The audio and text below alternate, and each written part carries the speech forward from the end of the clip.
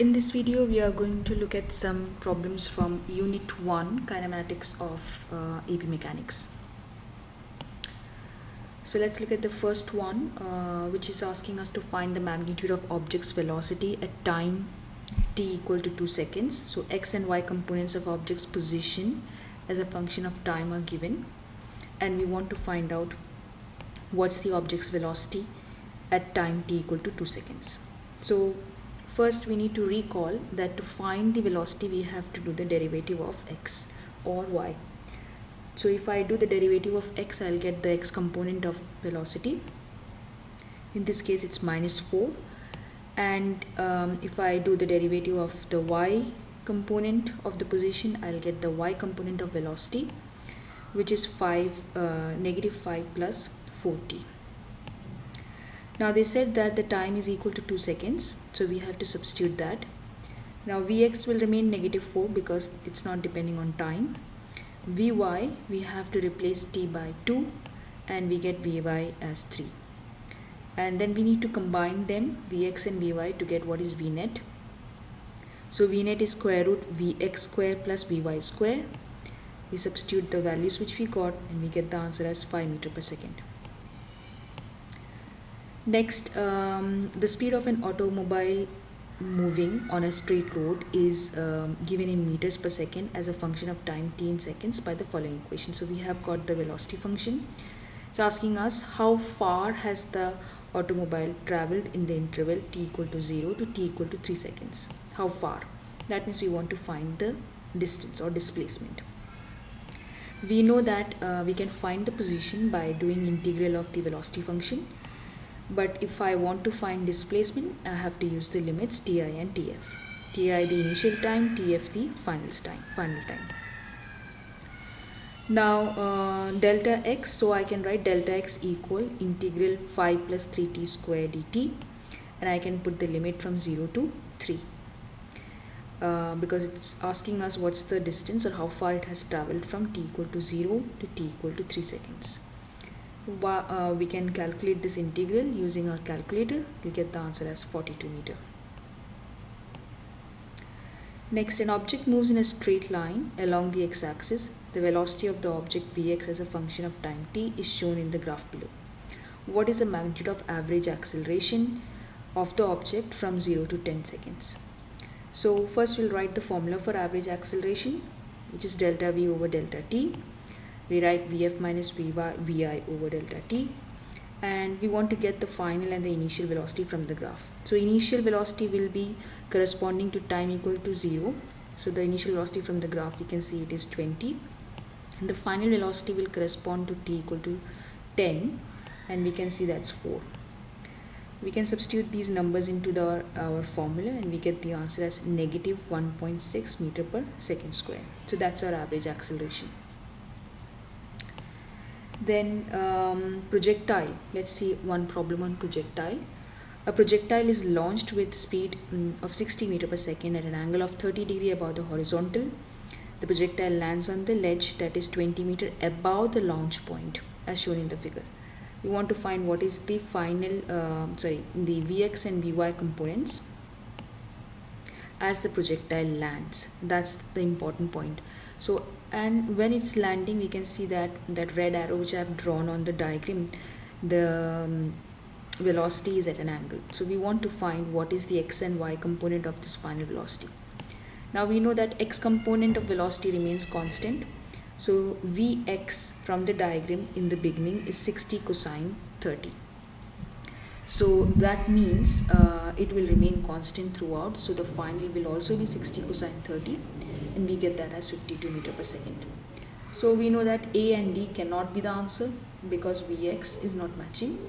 Now we want to confirm the answer, and for that we want what is Vy.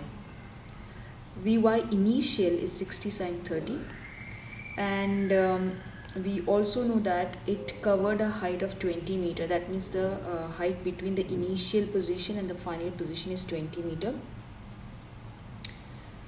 which should be not negative, it should be positive 20 meters. Why positive 20 meters? Because the object is moving up. So the final position is above the initial position. The object is moving up.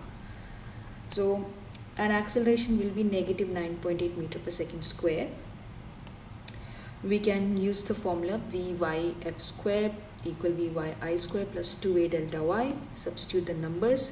We get the final velocity in the vertical direction as 22.5 meter per second. But you can see that I have put it as negative.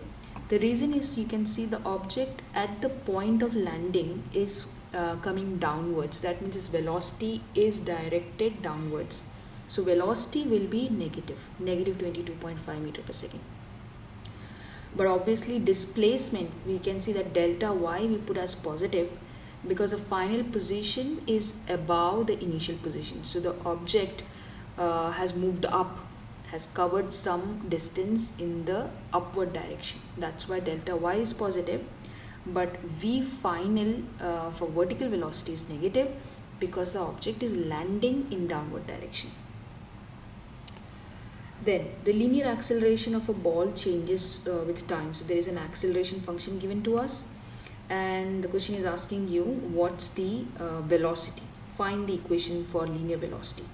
We know that the velocity function can be obtained by integrating the acceleration function, and we can integrate the function which is given to us, negative 9t cube over 3 plus 4t square over 2 plus c. So I'm using the power formula, and then I can simplify this. Then plus c is the constant for which I have to get the value using the initial condition. So I'll use the initial conditions. It tells us that t equal to 0, initially the velocity is 7 meter per second. That means v0 will be equal to 7. Now when I say v0, that means when I substitute t equal to 0 in this equation, I will see that v0 will be equal to c, that is a constant. That means constant's value is 7. So I can get the function as minus 3t cube plus 2t square plus 7 as my function for velocity. Okay. Next, a hockey puck slides off the edge of a 1.5 meter high table with an initial speed of 25 meter per second. What's the velocity of the puck just before it hits the ground? We want to again find the final velocity. We have to find the x and the y component. X component remains constant. So in the beginning we can see it was horizontally projected. That means the x component will be horizontal. All the velocity which you gave the hockey puck is the horizontal velocity, which is going to be the same till the end. So the final horizontal velocity will also be 25 meter per second. Initial vertical velocity is 0 because we launched it horizontally. So initial vertical velocity is equal to 0. Acceleration is negative 9.8 meter per second square, and the height, we can see it's 1.5 meter.